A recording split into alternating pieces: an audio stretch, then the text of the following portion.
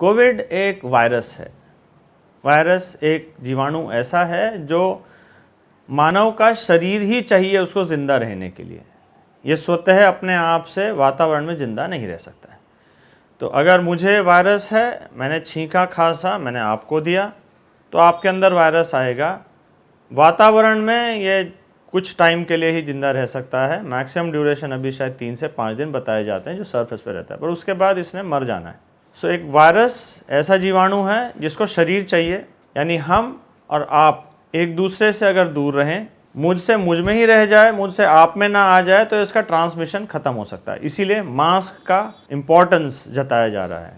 तो एक ही शरीर में जीवित नहीं रह पाएगा, आपका शरीर एंटीबॉडी बनाएगा, इसको मार देगा। तो मेरे शरीर से ख़त्म हो गया, आप मेरे पास नहीं आए तो ये आपके पास नहीं जाएगा, तो हमने चेन तोड़ दी। लॉकडाउन का भी मतलब यही था कि इंसान को इंसान से दूर रखिए, जिसके अंदर है उसके अंदर ख़त्म हो जाए। बट सोशल डिस्टेंसिंग नहीं हो पाई, लोग पास पास आए, इस वजह से स्प्रेड बढ़ता रहा।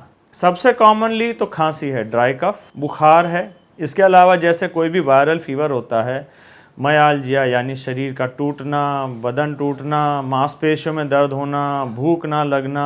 15% लोगों में ये डायरिया की तरह प्रेजेंट करता है, उल्टी की तरह प्रेजेंट करता है। मेरा एक पेशेंट केवल उल्टी करके ही भर्ती हुआ था और कुछ नहीं हुआ, उसको 5 दिन पहले बुखार था। नए सिम्टम्स में 2 चीज़ें बहुत महत्वपूर्ण उभर के आ रही हैं। 40% लोगों में ये स्वाद खत्म कर देता है। मरीज को कुछ भी खिलाओ, उसे स्वाद ही नहीं पता लगता है, मीठा है, खट्टा है। दूसरा 40% लोगों में ये महक ख़त्म कर देता है। आग अगरबत्ती सुखाइए, उसको पता ही नहीं लगेगा क्या हो रहा है। तो नए सिम्टम्स में डायरिया, उल्टी, स्वाद का जाना, महक का जाना, ये सब चीज़ें उभर कर आ रही हैं। कोविड टेस्ट सरकार द्वारा मान्यता प्राप्त आसपास की प्राइवेट लैब्स में हो रहा है और सरकारी लैब्स में तो शुरू से ही हो रहा है। कोविड टेस्ट में पूरा एहतियात बरतते हुए एक स्वाब नाक से डाला जाता है फेरिंजियस में, जहाँ पे वायरस, क्योंकि ये सर्दी खांसी का वायरस है तो ये गले में और फेफड़े में नुकसान करता है। तो स्वाब लिया जाता है, एक पतली सी स्टिक होती है, उसके आगे रुई लगी होती है, नाक में डाल के उसको थोड़ी देर अंदर रोटेट किया जाता है। उस स्टिक को निकाल करके फिर सॉल्यूशन में घोला जाता है और उससे टेस्ट किया जाता है। कोविड टेस्ट की जांच की सेंसिटिविटी, इसकी पिकअप करने की काबिलियत करीब 70% तक है। तो ऐसा भी हो सकता है कि आपका टेस्ट नेगेटिव आए और तब भी आपके सारे सिम्टम्स और सीटी स्कैन आपको कोविड पॉजिटिव बताए। तो ये ना मान के चलिए टेस्ट नेगेटिव है तो मैं नेगेटिव हूँ। तो ये it has to be taken with a pinch of salt, थोड़ा सतर्कता से लेना चाहिए। कोविड टेस्ट की काबिलियत पिकअप करने की केवल 70% है। 30% लोग ऐसे हो सकते हैं जो कोविड टेस्ट नेगेटिव हों और तब भी उनको सारे सिम्टम्स हों और पूरा कोविड जैसा ही सिनारियो दिखाई दे। कोविड पॉजिटिव अगर आता है तो आपको पहला चीज़ तो घबराइए नहीं, क्योंकि अब मेडिकल ट्रीटमेंट और इस बीमारी को समझने के बाद मृत्यु दर कोविड से कम हो गया है, पहला चीज़। दूसरा चीज़, इसको हल्के में भी लेके ना चलिए, क्योंकि आप अगर पॉजिटिव हैं तो हो सकता है आप अपने परिवार वालों के साथ जब रह रहे हों तो आपने घर परिवार वालों को ट्रांसमिट कर दिया हो। तो पहला चीज़ तो अपने आप को घर में ही आइसोलेट कर दीजिए, अलग एक कमरे में आ जाइए, आपका खाना वाना सब उसी कमरे में रहना चाहिए।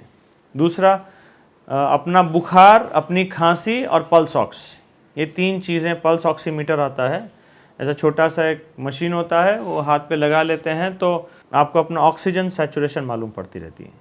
कोविड के साथ सबसे मुश्किल चीज़ है, there is an entity called happy hypoxia, यानी मेरा सैचुरेशन कम होता जा रहा है तब भी मुझे सिम्टम्स नहीं आ रहे, मेरी सांस नहीं फूल रही है। मैं जांच कर रहा हूं तो उसमें वो 94, 95, 93, 92 तक दिखा रहा है, बट मेरी सांस नहीं फूल रही, यानी मेरे को ऑक्सीजन कम है तब भी मेरा सांस नहीं फूलता है। यही कारण है कि पेशेंट बहुत लेट आता है। आज बुखार शुरू हुआ है तो आज से 5वें दिन से 12वें दिन ये सबसे महत्वपूर्ण वक्त होता है नुकसान होने का।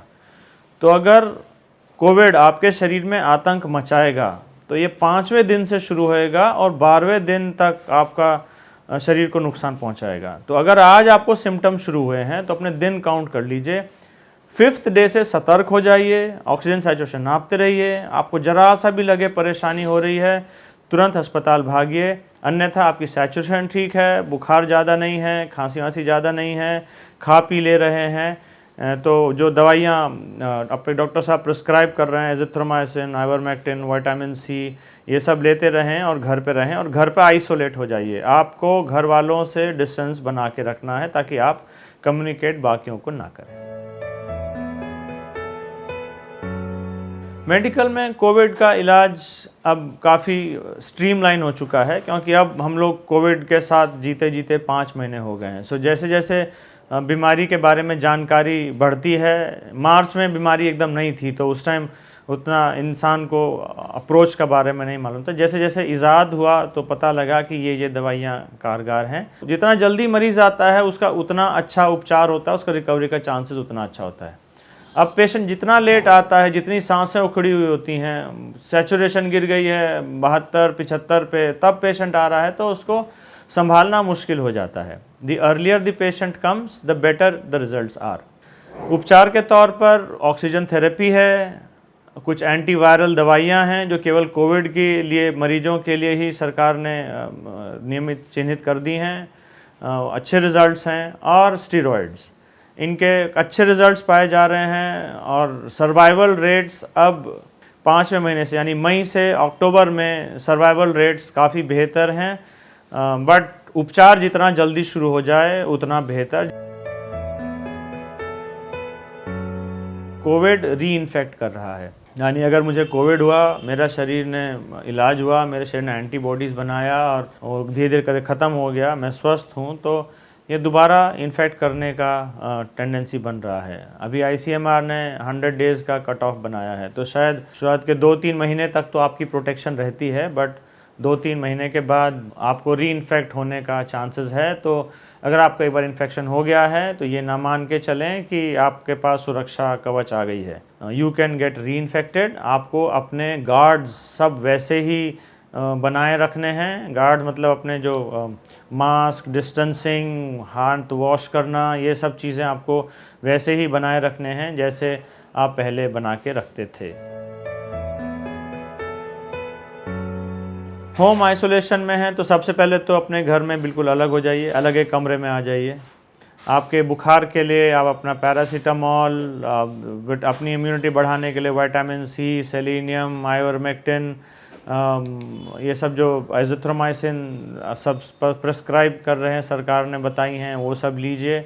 घर वालों से दूर रहें, अपना ध्यान रखें, खाना अच्छा खाएं, सिम्टम्स अपने ऑब्जर्व करते रहिए, अपना पल्स ऑक्सीमीटर लगा के रखें। आपको जैसे ही लगे सैचुरेशन 94 के नीचे है, नियरेस्ट सेंटर को कॉन्टैक्ट कीजिए। ये मान के चलिए, आज अगर आपको खांसी शुरू हुई है, आज आपको अगर बुखार शुरू हुआ है, आज से 5वें दिन से कष्ट होएगा, अगर होएगा तो। किसी किसी को होता ही नहीं है, पेशेंट बस थोड़ा बहुत खांसी करके ही ठीक हो जाता है। किसी किसी को इतना भीषण होता है कि सारे प्रयास करने के बाद भी पेशेंट का जान चला जाता है।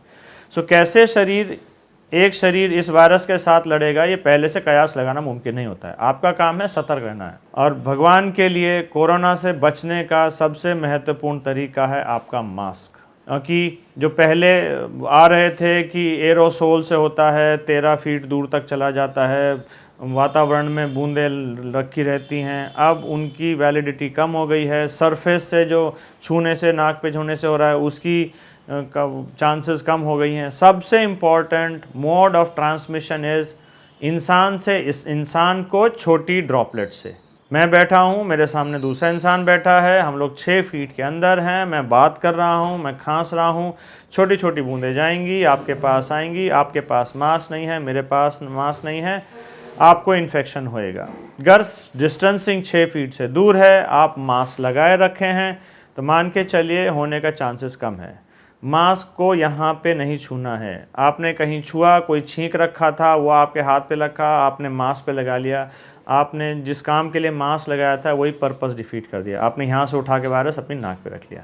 मास्क को यहाँ पे हाथ नहीं लगाना है। You are not suppose to touch this. धागे से पहनिए, गले में लगाइए, ऊपर से धागे से पहनिए। आपके हाथ नाक में खुजली लगी है, हाथ सैनिटाइज कीजिए, धागा हटाइए, हाथ सैनिटाइज कीजिए, खुजाइए, हाथ सैनिटाइज कीजिए, अपना धागा पहनिए। इस पे हाथ नहीं लगाना है। ये आपको घर से मास्क लगा के चलना है। यहाँ पे हाथ नहीं लगाना और घर पे ही जाके मास्क उतारना है। मास्क सबसे महत्वपूर्ण एंटिटी है आपको बचाने के लिए। सीट पे बैठने से नहीं फैलेगा, उतना चांस नहीं है, फैलेगा इधर से। दिस इज़ द एरिया नेसोफेरिंजियल, इधर से घुसता है, फेफड़ा नुकसान करता है। इस एरिया को संभाल करके रखिए, शील्ड लगा के रखें, ज़्यादा बेहतर। बट मास्क हमेशा ऑन रखें, सबसे महत्वपूर्ण चीज़ है मास्क। मॉर्निंग वॉक ज़्यादा अच्छा है, सुबह निकलिए, क्योंकि ये जिसको थोड़ा सीवियर डिजीज़ होता है, लंग में पैचेस बनाता है। हम लोग देख रहे हैं वो पैच जब ठीक होते हैं वहाँ पे फाइब्रोसिस, वहाँ पे रेशे जम जा रहे हैं, तो लंग के फैलने की काबिलियत कम कर रहा है। तो अब जब कोविड ख़त्म होएगा, अगर होएगा, तो ये लंग का पल्मरी फाइब्रोसिस बहुत इंपॉर्टेंट एंटिटी आएगी। इसमें अपना पुराना अलोम विलोम इंसेंटिव स्पायरोमेट्री एक मशीन सा आता है, उसमें फू कीजिए गेंद उछलेगी, उल्टा कीजिए गेंद उछलेगी। तो लंग को फैलने की एक्सरसाइज, लंग के मूवमेंट की एक्सरसाइज थोड़ा मदद करेंगी। अलोम विलोम बहुत मदद करेगा। लंबा सांस लीजिए, छोड़िए, मॉर्निंग एक्सरसाइज कीजिए। ऐसा करने से लंग की कैपेसिटी कुछ इम्प्रूव करने का कोशिश कर सकते हैं। एज अ डॉक्टर मैं आपको बस इतना बताना चाहूँगा, क्लिनिक्स पे आएँ तो जो डॉक्टर्स के रूल्स हैं उसको फॉलो करें। हम लोग खुद भी बचने की कोशिश कर रहे हैं, अपना स्टाफ बचाने की कोशिश कर रहे हैं और पेशेंट बचाने की कोशिश कर रहे हैं। कोविड में सबसे पहले खुद को बचाओ। खुद को बचाओगे तो अपने परिवार को बचाओगे, परिवार को बचाओगे तो अपने काम करने की जगह को बचाओगे, काम करने की जगह को बचाओगे तो सोसाइटी को बचाएगा। Save your self first. आपको सेव करने के रूल्स बड़े फिक्स्ड हैं। किसी भी इंसान के 6 फीट के अंदर आने का मौका ना दीजिए। हर दूसरे इंसान को कोविड पॉजिटिव मान के चलिए, अनलेस अनटिल आपके घर परिवार का ही सदस्य नहीं है, आपके साथ ही नहीं रहता है, घर से बाहर नहीं जाता है। तो मम्मी पापा को बचा के रखिए, उनको इन्फेक्शन होएगा तो उनमें मृत्यु दर ज़्यादा है। बच्चों को बचा के रखिए, क्योंकि बच्चे आर सुपर स्प्रेडर्स। ये बच्चों को सिम्टम नहीं होता है, बस बांटते जाएंगे, वो दिक्कत है। उनको खुद नहीं होएगा, उनको हो जाएगा, थोड़ी सी खांसी आएगी, जिसके साथ जाके मिलेंगे उनको इन्फेक्शन देते चले जाएंगे। तो बच्चों के साथ एक कष्ट, उनको सिम्टम्स नहीं होते हैं ज़्यादा। तीसरा, कोशिश करें रूल्स फॉलो करके रखें। मास्क हमेशा पहने रखें, मास्क पे हाथ ना लगाएं। 2-1 घंटे में अपना हाथ धो लें। हाथ धोएं तो साबुन कम से कम 20 सेकंड लगा होना चाहिए। हाथ धोने का भी तरीका है, सुमन के कहते हैं। पहले साबुन लगा के हाथ सीधा घिसिए, सीधा, उल्टा, SUM मुट्ठी, MA अंगूठा, नाखून, NK सुमन कलाई। ऐसा करके बार बार करते रहें 20 सेकंड तक। तो अगर आप सैनिटाइज़र सॉल्यूशन भी हाथ पे लगा रहे हैं, वो भी कम से कम जब तक ना उड़े 20 सेकंड तक मूवमेंट करते रहिए। आपका मास्क आपकी नाक के नीचे ना आए। जो लोग वैल्व वाला मास्क लगा के घूम रहे हैं उनसे सावधान रहें, वो बड़ा खतरनाक है, क्योंकि वो उस इंसान की सहूलियत के लिए है, आपके लिए नहीं है। क्योंकि उस मास्क में सांस जब उलेगा तो फिल्टर होकर सांस आएगा, पर जब वो छोड़ेगा तो आराम से छोड़ पाएगा। वैल्व इसलिए लगाया गया है। तो अगर मुझे कोरोना है, मैं सांस छोड़ रहा हूँ, तो मैं तो कोरोना एनवायरनमेंट में छोड़ रहा हूँ साहब। और जब ले रहा हूँ, आपको अगर है, मैं ले रहा हूँ, तो मैं प्रोटेक्टेड हूँ। सो वैल्व वाला मास्क खुद को बचाने के लिए है, आपको बचाने के लिए नहीं है। तो अगर कोई वैल्व वाला मास्क इंसान आपसे बात कर रहा है, कृपया उसे 6 फीट दूरी पे चले जाइए, क्योंकि it is as good as not wearing a mask. उसको मान के चलें उसने मास्क नहीं पहना है। ये सिंपल प्रोटोकॉल्स यूज़ कीजिए, you will be better of. खुले एरिया में इन्फेक्शन के चांसेस कम हैं, क्लोज वातावरण में इन्फेक्शन के चांसेस ज़्यादा हैं।